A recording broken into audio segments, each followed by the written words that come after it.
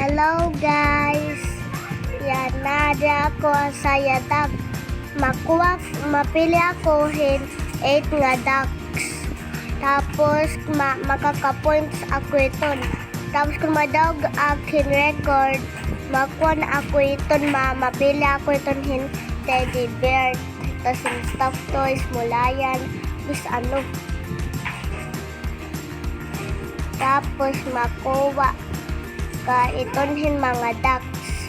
Tapos kung 8 na, i-check ito nira ang mga points.